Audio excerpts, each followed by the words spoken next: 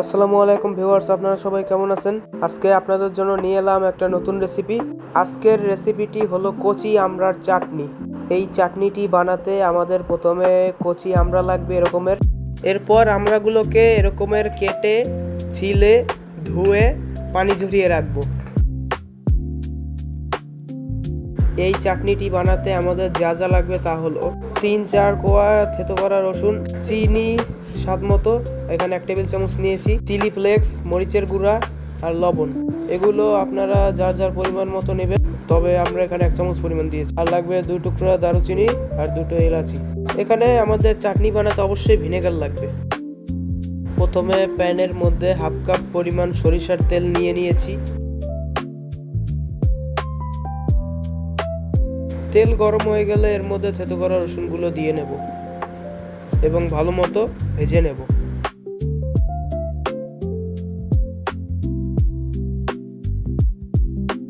এরপর সেই দারুচিনি আর এলাচগুলোকে এর মধ্যে দিয়ে নেব।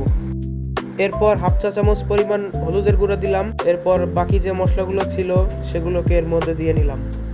এরপর ভালো মতো মশলাগুলোকে নেড়েচেড়ে মিশিয়ে ভেজে নেব। এরপর এর মধ্যে সেই আমড়াগুলোকে দিয়ে নেব। এরপর আমড়াগুলোকে ভালো মতো নেড়েচেড়ে রান্না করতে থাকবো।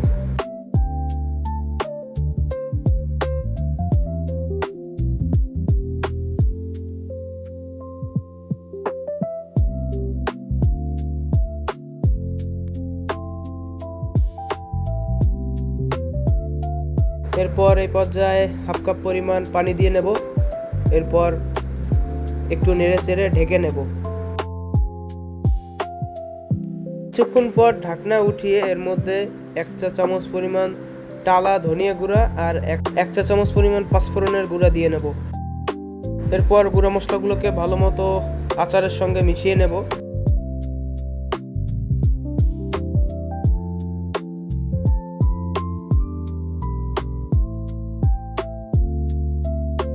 একটু নেড়েচেড়ে দেওয়ার পর আবার ঢেকে দেব।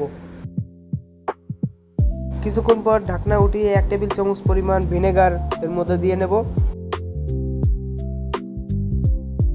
এবার ভিনেগারটুকু ভালো মতো মিশিয়ে নেড়েচেড়ে ঢেকে দেব।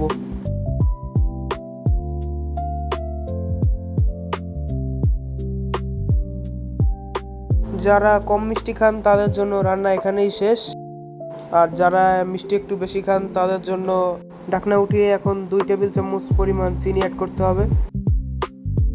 এরপর চিনিটাকে ভালো মতো নেড়েচেড়ে মিশিয়ে নেব। আমড়াগুলো সেদ্ধ হয়ে গিয়েছে, এখন ঢেকে দেব। রান্না এখানেই শেষ। এই চাটনিটি খুবই রুচিবর্ধক। এখন খেয়ে দেখা যাক।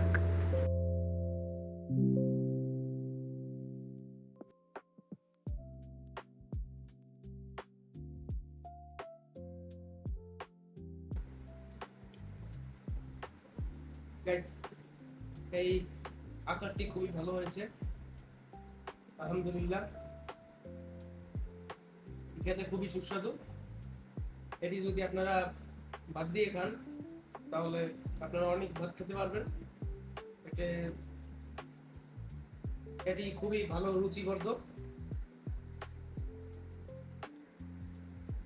তরকারি যদি আপনাদের খেতে ভালো না লাগে তাহলে আপনারা এই আচারটা দিয়ে একটু ভাত খাবেন, তারপর দেখবেন যে আপনাদের সব তরকারি খেতে ভালো লাগছে।